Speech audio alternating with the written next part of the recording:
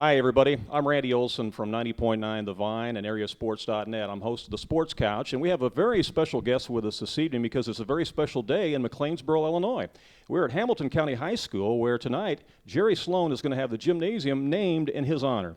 And he's joining us right now. Jerry, it's good to see you again. Thanks for joining us here today. Appreciate it very much. It's good to see you. Thank you for having me on your show. You bet. This is a very special time. You know, you've done a lot of things in your life. Basketball's been part of your life since you were a young lad here growing up in Really McLeansboro. Yes, it sure has been.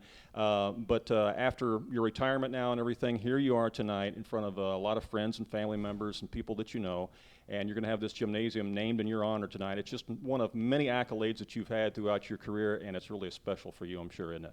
Yeah, it certainly is. It's something that I never anticipated. 10 years ago, it was brought to my attention there might be something they would do, and I just kept putting it off because I didn't think, basically, that I deserved to be here, if you want to know the truth.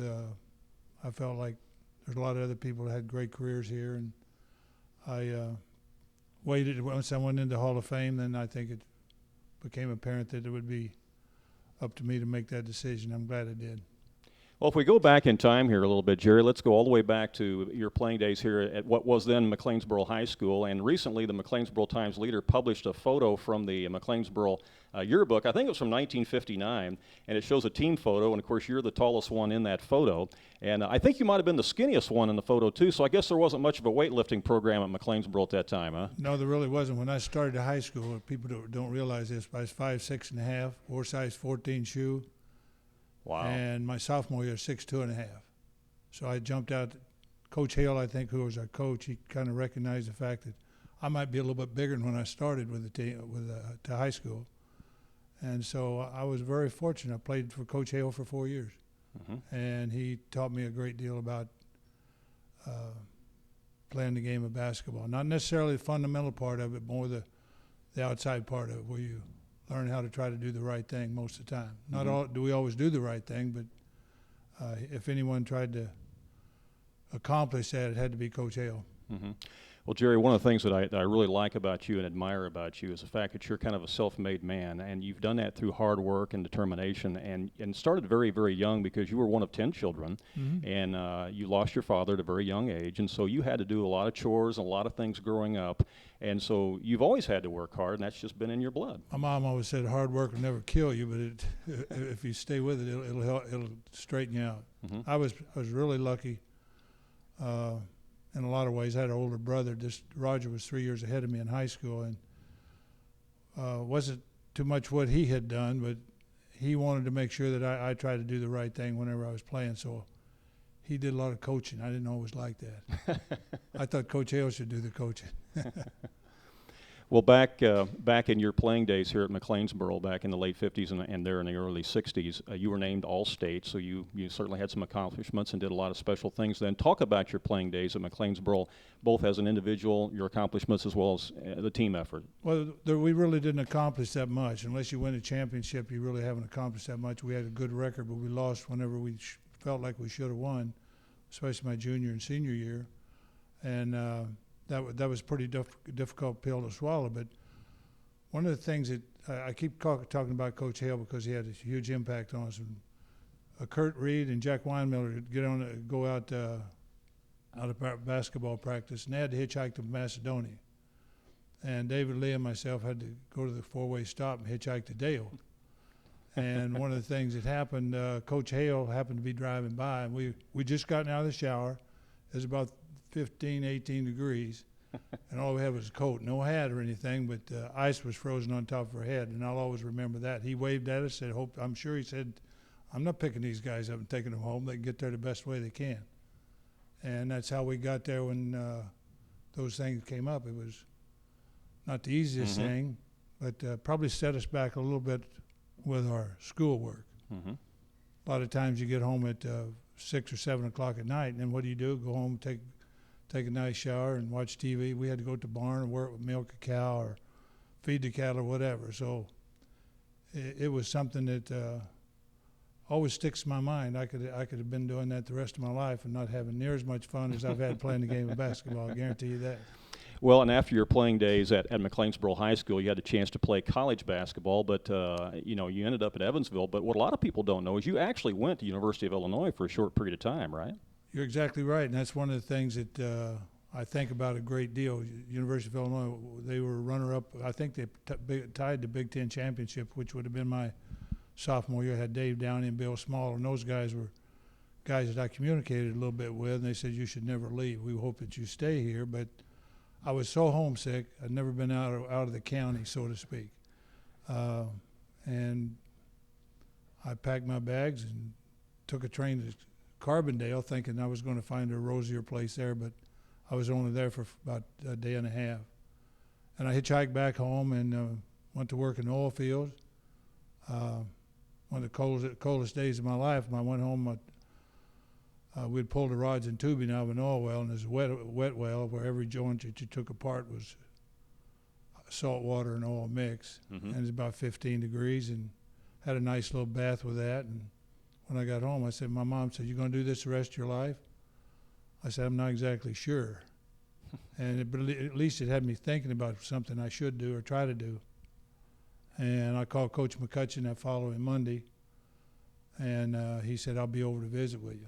And they couldn't give me a scholarship at that particular time because I was in the middle of a quarter system, so they set up an opportunity for me to work at the Whirlpool plant in Evansville, Indiana, making refrigerators, and I worked there for about 5 weeks, and then I started at the University of Evansville. But the one other story that kind of teaches you a little bit about work, I've been on the assembly line for about 5 or 6 days. The foreman came by and he said, how long have you been doing this job? I said, since I got here. He said, well, you're doing 2 jobs. And I couldn't believe it. I'd get behind every once in a while doing 2 jobs. I had to put a screwdriver and a grommet in the back of the refrigerator. My wrist got so big and swollen I didn't think I was going to make it. And these are people standing in front of me on the other side of the line.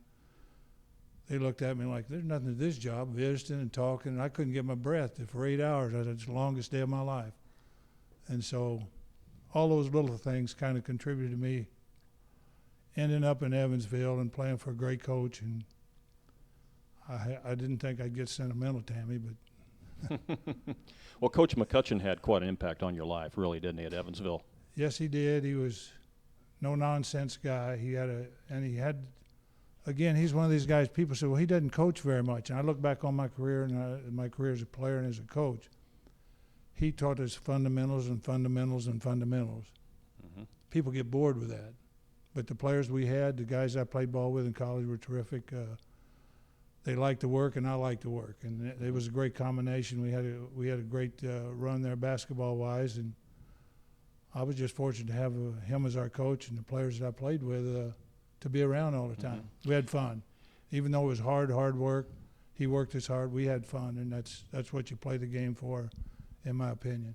You know, Jerry, that's a far cry from the college athletes today who are playing Division I college basketball. You won't see any of those guys working the assembly line at a Whirlpool plant making refrigerators while they're going to college and playing basketball. So, again, a testament to your work ethic, and it certainly paid off. But one of the accomplishments that you had while you were there at the University of Evansville is you guys won a national championship, which was the equivalent of what would be Division II at that time. And I believe you guys went 29-0, the Purple Aces did. Talk about that special season and the excitement that Well, first of was all, part of that. we won it my junior year. Okay. We didn't go undefeated, but my senior year, I decided to go back. I was drafted by the Baltimore Bullets in the second round at the end of my junior year because there was like a Larry Bird exception. You know, I could still go back to college, and if I didn't, but I stayed at the University of Evansville because I felt like if I don't stay and get my degree, I might never get it. I thought it was important for me to do that, and when I ended up with that team,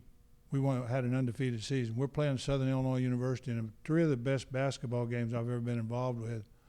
We beat them a total of 5 points, 2 one-point games, and 3-point overtime. And, of course, David Lee, who was a great friend of mine, has been for you when we played together. And in fact, I tried to get Coach McCutcheon to recruit him. And the night we went to see him play, I told him the other day, I said, you were terrible. And he didn't really want to hear that, but we're good enough friends that we can knock each other around. But to win that championship was a terrific thrill. Mm-hmm. And playing those games in Southern Illinois and Evansville was it's a natural rivalry because I was from Southern Illinois and David was from Southern Illinois. Mm-hmm. We had to compete against each other, and there was a few people looked at you a little crazy when you got in the wrong spot at that time because they were going to pull for whoever's team they were pulling for. There is a publicity photo that the Evansville Aces put out back in your playing days, and you might remember seeing this. You might have a copy of it. And you've always had big hands, and there's a press photo of you holding two basketballs and palming two basketballs in front of you in an Aces uniform, which has always been an impressive photo to me. But that was easy for me to do. I have big hands, and that was one of my salvations as far as playing the game of basketball. You see a lot of guys playing. I had John Stockton as a player that played for us for almost 20 years. And his hands are probably equivalent to my size. He has big hands, and you see a lot of point guards that play this game, but they can't play it with one hand. Mm-hmm. John Stockton could play the ball with one hand, would play the game with one hand because he could get through a double team. He shortens himself up going to two hands. And you see a lot of guys that when you're looking for point guards, you hope that they have the ability to be able to go around people and not have to use two hands because that shortens the distance up with them. Right. So you're drafted by the Baltimore Bullets after your junior year, but you decide to go back for your senior season at Evansville. And then you're drafted by the Bullets again, and this time you do go to the NBA, and you play with the Bullets for a short time. 1 year. Yes. And talk about that first year there with the Bullets. It was frightening. I look back on it now because I didn't have any idea what NBA basketball was about, didn't have any idea what training camp would be about. That was an all-veteran team that I went with Johnny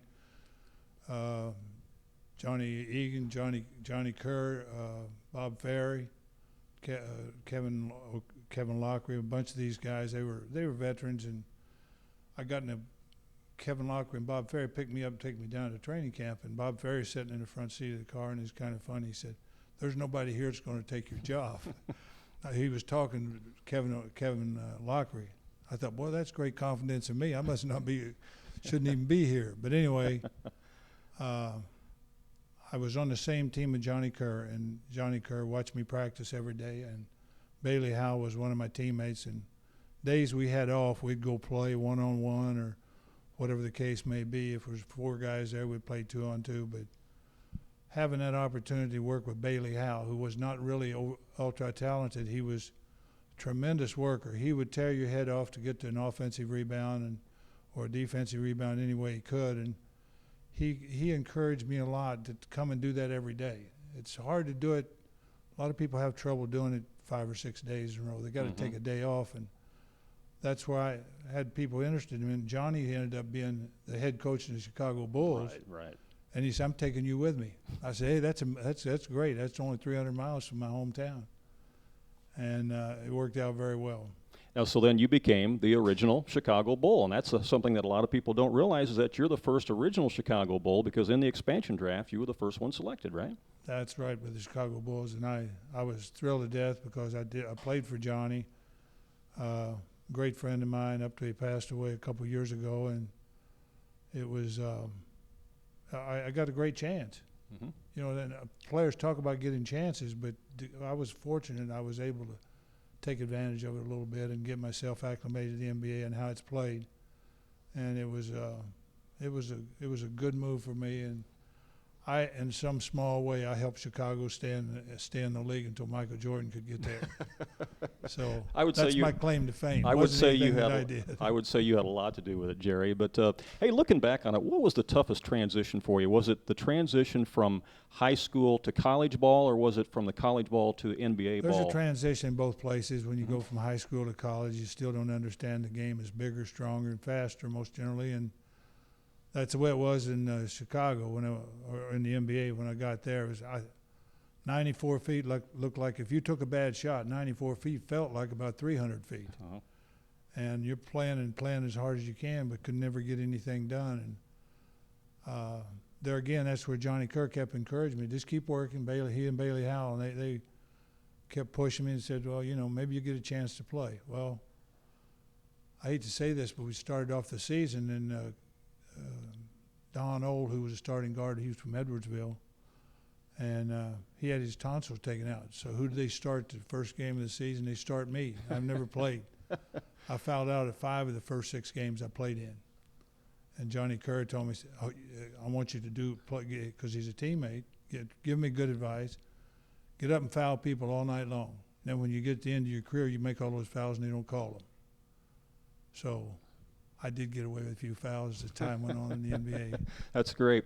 Well, you certainly left your mark with the Chicago Bulls as a player, Jerry, and you played some 10, 11 years there. And the other thing that was important about your career, I think, was the fact that not only did you get to play in some all-star games and things like that, but you were also honored as being the best defensive player in the NBA a few times. And so defense was a very important part of your game. It wasn't just scoring. It was playing defense. I felt like I could get a coach's attention if I rebounded and tried to pass the ball. The game is all about offense in the NBA a great deal, but that kept me in a job. Learned a great lesson. My son came up and became a player, and he asked me one time, he said, Dad, what's it going to be like when he was in Glenbrook North High School there in Chicago, outside Chicago. He said, I'm playing with a bunch of seniors. And I said, yeah, that's fine.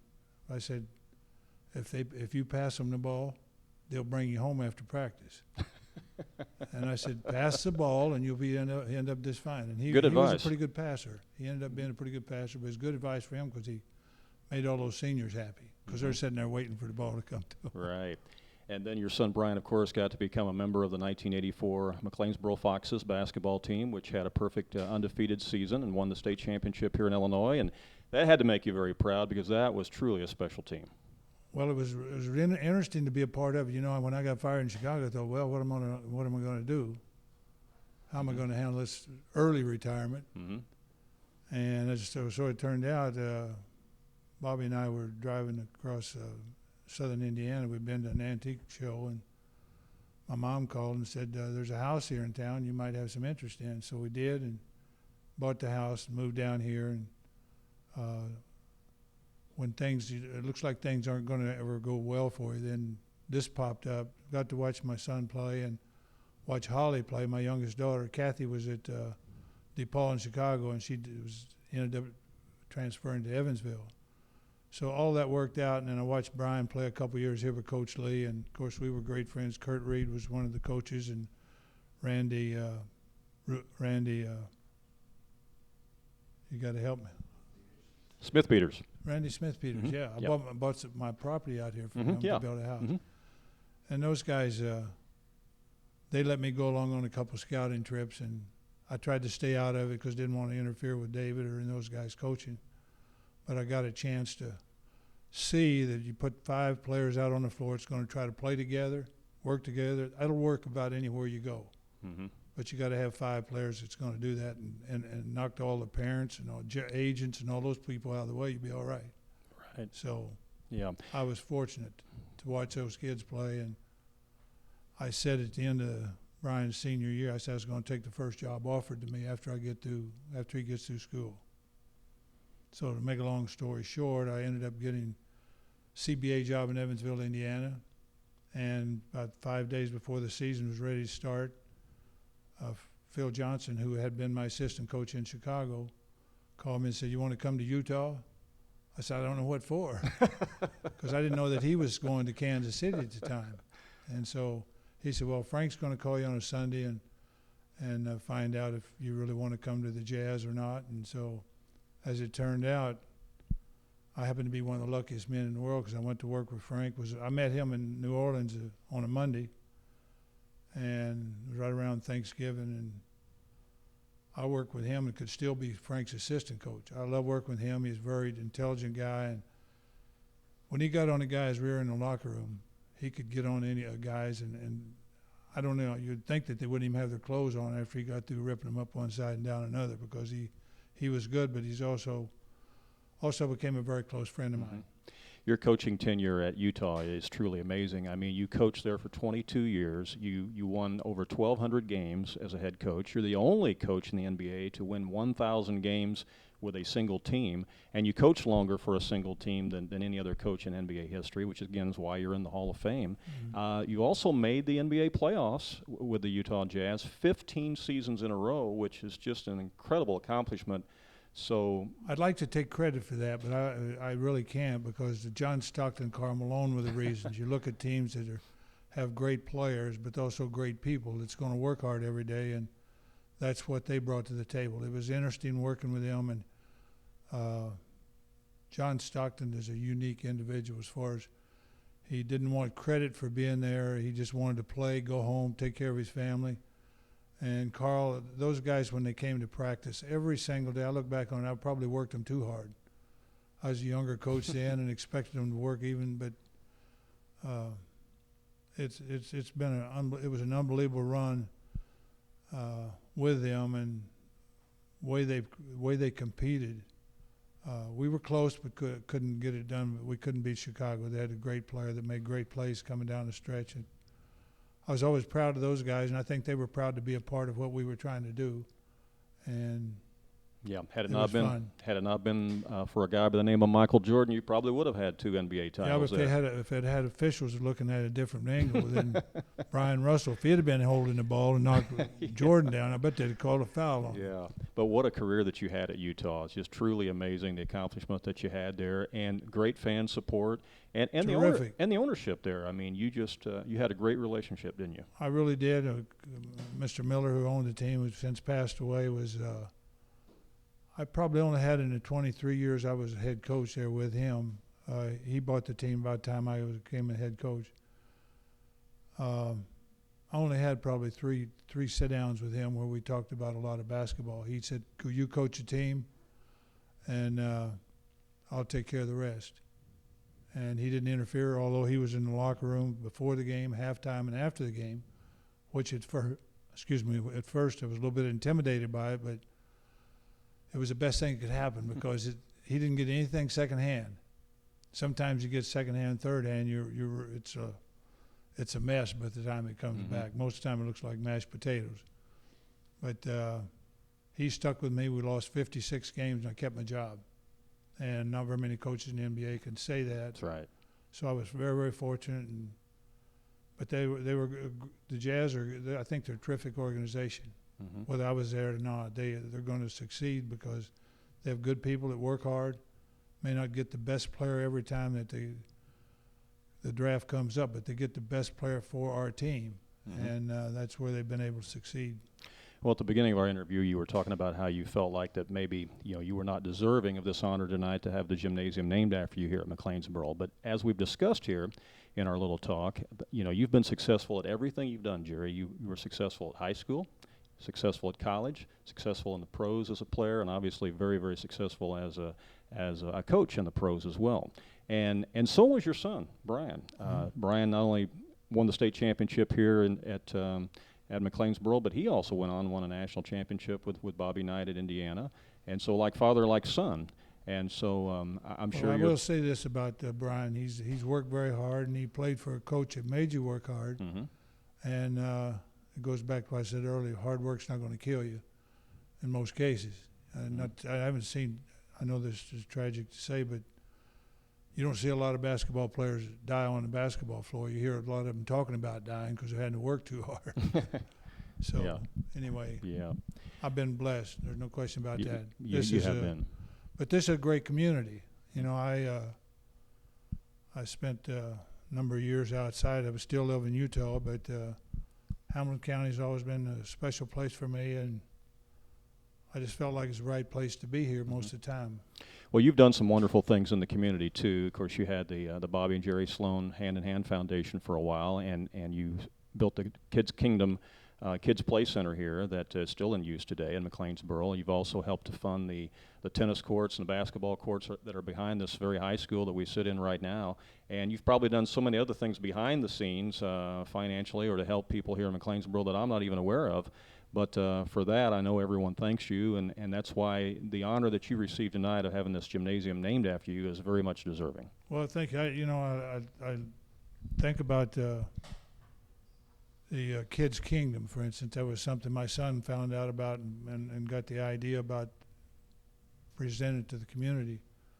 The one thing that was so exciting about all that is like when Bryan's team went to the state championship, it didn't make any difference if you were a Democrat or Republican, you still liked each other while that was going on. And the same thing about a lot of other things, And to me, how can you find anything any better that can nullify all the hatred and the nastiness that comes about. I thought it was terrific, and and again, that's looking at watching Bryan's team play and watch those guys do that. The community was together.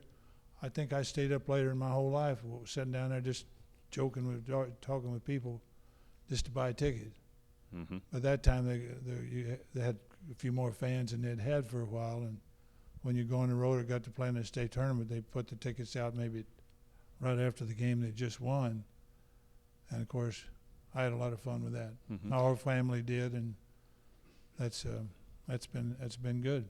Well, I know there's so many friends here tonight to help you share in this honor. Of course, members of your family as well. We've talked about your son, Bryan. Let's talk about other members of your family, too, here briefly, your daughters and your wife, if you'd like to. My wife, Tammy, she used to work for Cisco Foods in Salt Lake City, regional manager there, Intermountain region, and was there for 16, 17 years. And then she has a son that's 16 years old, going on 35.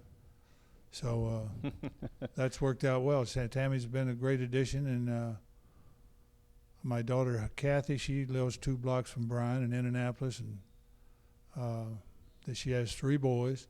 Bryan has two boys and 1 girl, and then Holly, she lives in Crystal Lake, and Holly's not the tallest person in the world, but her husband's a little taller than she is. Okay. He's about 6'10", so they have a son that's I think he's 5 or 6.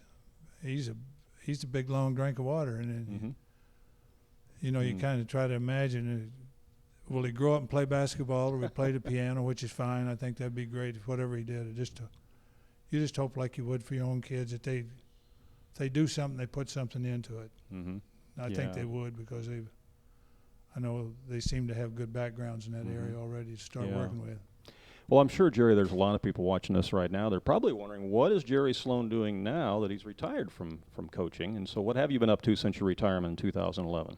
Well, I went pheasant hunting out in South Dakota. I thought that was kind of exciting, something I wanted to do for years and years, but, you know, we never have that time off. And we made a couple trips, not too far. Don't want to get too far away from home, but it's pretty difficult. You know, we work 7 days a week when the season's going on, and it's a long, drawn-out, it's 82 games, 8 exhibition games.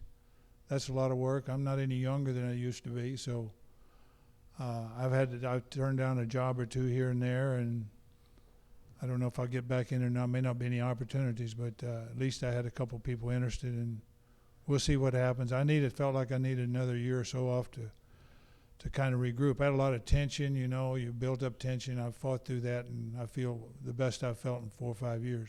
Well, you have logged a lot of frequent flyer miles through the years, haven't you? After 22 years of coaching in the NBA, that's a lot of flights. That's a lot of flights, but and just one of those things. I really don't like to fly, but I would like to have more mileage. Okay. So I get freer trips. Do you still have a passion for John Deere tractors and things like that? No, I got rid of that. Someone stole one out of the barn out here, and once they did that, I figured I better get rid of them. I sold 68 tractors, and that makes my life really simple, because I at least had those things to fiddle around with. Now I don't have that, but I'll survive one way or another. Do you still watch a lot of basketball? I watch more basketball than I've ever watched. Really? Yeah, because, again, when you go home, you know, after you get to home at 11 o'clock, maybe it might be 3 o'clock or 4 o'clock in the morning. You go to L.A., you don't get back to Salt Lake till time you get home, about 3 or 4 o'clock. And college, NBA, both? You watch both of them? I basically watch NBA.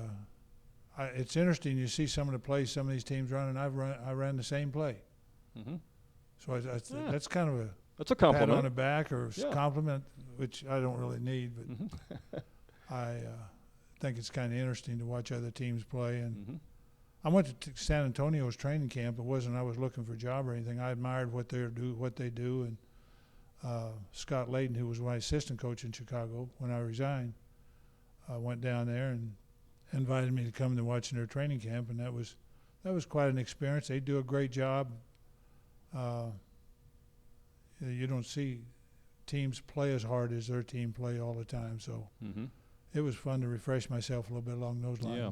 I'd like to ask your opinion of something. When you look at the look at the college game of basketball today, you know, you see so many college players that leave after their freshman year and go to the NBA. Is that good or is that not good? What is your opinion on that? I think kids should stay in school. It's they get a chance to, with 1 year, I don't think they get a chance to get anything done other than maybe work on their body or something. But that's I think it makes a game better if they have an education as to what the real world is about. You know, get on a plane or go. They got a lot of opportunities to get out of line and act like kids, so to speak. And I think if they stayed in school a couple of years longer, it'd be better for the league. And I think it'd be better for college basketball. You see some of these guys today in college basketball, the size they are coming out of high school. Yeah. Their bodies are so much bigger than what they used to be. I look back at some of the games when I was